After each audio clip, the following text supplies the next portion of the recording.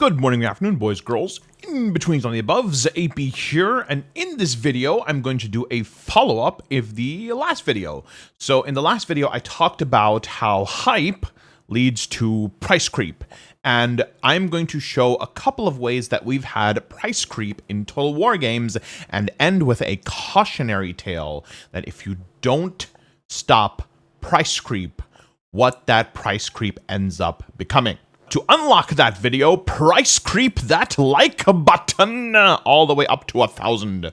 So what we're going to do here is we're going to go back to Shogun 2 and Empire and look at some of the way the DLCs used to be priced and what value they used to offer and how the price has crept up over the years. So if we look at a DLC from Empire, the Empire used to have what's called unit packs, and it was basically just reskinned units with a few stat differentiations, and they used to be released in like packs of 10, 15, and for one of the unit packs was, for example, the Elite Units of America, and that was released for $3.25. And the general perspective on the unit pack was that it was a terrible value. The only value it had was in multiplayer. Now, the unit pack graduated to the faction pack in Shogun 2. And one of the faction packs, the first faction pack that was released other than the Hattori DLC for pre-order bonus, was the Ikko Ikki faction pack. And the Ikko Ikki faction pack released for $5. Now, I think almost everybody agreed that the Ikko Ikki provided better value than the unit packs. But here's the problem. The unit packs were bad value at $3.25. So what that means is Ikko Ikki would have been better value at $3.25, not at $5. So yes, technically CA raised the value that it was giving in a DLC. But at the same time, it also raised the price of the DLC, which was already a bad value for its previous offering. So it was no one-to-one raise where it was raising the value by 1% and raising the price by 1%. It was raising the value, but it was raising the price more than it was raising the value. But the faction pack then graduated in Rome 2 to the culture pack. Now, instead of getting one faction, you were getting 3 factions. So again, CA was raising the value that it was providing for any particular DLC. But again, the faction pack for Shogun 2 would have been great value at $3.25 or at $4, not at $5. So the value that it was adding would have been a value add at $5, maybe gotten it to $6, but not at the $8 that it was now charging for the Greek States faction pack. So again, you have an increase in value, but the increase in price is disproportionate to the increase in value. And more importantly, the increase in price from what it was previously compared to is disproportionate, especially when you take into account that the previous DLC was still not good value for the price that it was being sold at when it was being sold at the $5 or the $3.25, etc. Now, the first Warhammer DLCs were released in 2016, and unsurprisingly, they were released at the same price as the old Rome 2 DLCs at $7.99, the $8. Now, Legend of Total War commented on my last video, and he explained what the value of these DLCs were. And I want to be clear here. I am backtracking a little bit from my last video, when I did the funny voice and I kind of made fun of the value of these. I didn't mean to say that they objectively don't have value. What I mean to say is the price proposition compared to the value they provide is not enough. And specifically, this is what I mean. The King and the Warlord was released at $7.99. That's $8. And I think the argument that Legend makes is that the Greek faction packs, for example, or whatever other packs at $8 are not as good value for something like a Total Warhammer True Lord pack at $7.99. And he's the Warhammer expert. I would let him make that determination, especially since he's also the Rome 2 expert. And so have at it. I 100% agree with you. But here's a couple of things to consider. The Greek States pack was not good value at $7.99 when it was released, because it was being compared to a bad value of Shogun 2's DLC at $5, then being jacked up in price because it was giving more value than something that was already bad value. And now you're releasing something of good value when compared to something that was already bad value. So you can make the argument that $7.99 is good value for this faction pack because of how it affects the campaign gameplay. But now there's going to be significant price creep that starts to play in here as well. So in 2011, The Rise of the Samurai is released for $9.99. And this is a campaign, entirely new campaign that you play for the base game. That is a new type of DLC. Now, you can think of Total War DLCs as little, big. You basically have two types of DLCs. You have little DLCs and you have big DLCs. The little DLCs are like faction packs, they're like unit packs, lord packs for Warhammer, faction packs like the Norsca for Warhammer. And the big DLCs are the expansion packs, the campaign packs, things like that.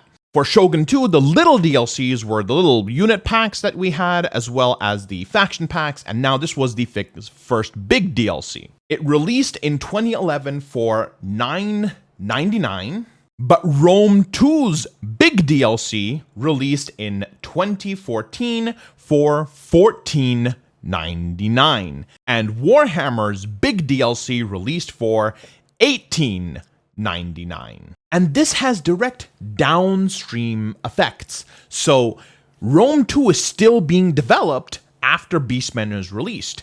Empire Divided comes out after Beastmen is released. So what happens with Rome 2's next big DLC? It also goes up in price.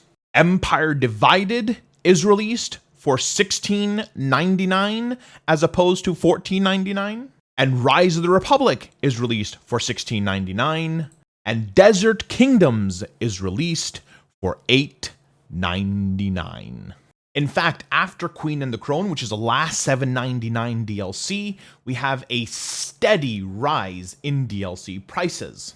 So Prophet and Warlock is $8.99 until the Twisted and Twilight comes out for $9.99. And again, this has a full impact across the board because the Yellow Turbans releases at $8.99. Fates Divided is released at $9.99. And Three Kingdoms' big DLC is released for, you guessed it, $18.99. And not only that, but something else very interesting happens too. So DLCs are retroactively raised in price. So you see that the Greek City-States pack is $7.99, $7.99, then boom, in 2019, it's bumped up to $8.99. And this happens in Warhammer 2 as well, where it's $7.99, $7.99, $7.99, then boom, $8.99, $8.99, then boom again, $9.99.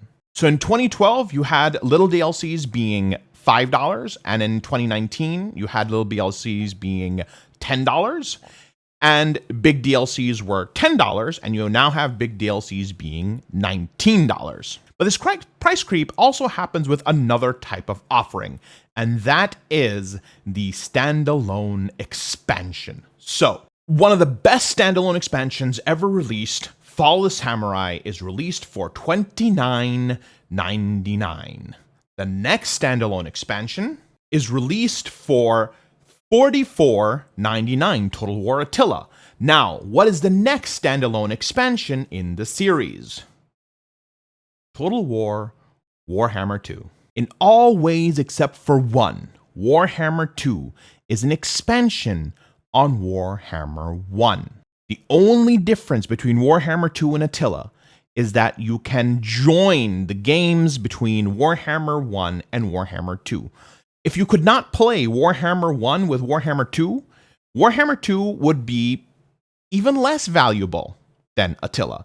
The only thing that makes Warhammer 2 as valuable, more valuable, much more valuable than Attila is Mortal Empires. And so we have the same formula again. That's an increase in value that's provided for the expansion. But did Attila, which I love by the way, but did Attila justify its $15 increase over Fall of the Samurai? Probably not. So it wasn't even worth the $45 that it was asking for. But now Warhammer 2 is asking for $15 over what Attila was asking for. At $60, Warhammer 2 is another $15 over Attila. So now the expansion is starting at $30 in 2012 and becomes $60 in 2017. Now, I want to make a couple of points here very important. First, I'm not saying that what CA is doing is inordinate or that it's unheard of in the gaming industry or that it's even something that is terrible or bad or wrong. What I'm saying is this is the way that corporate entities act. They take little by little by little and keep increasing their ask from the consumer.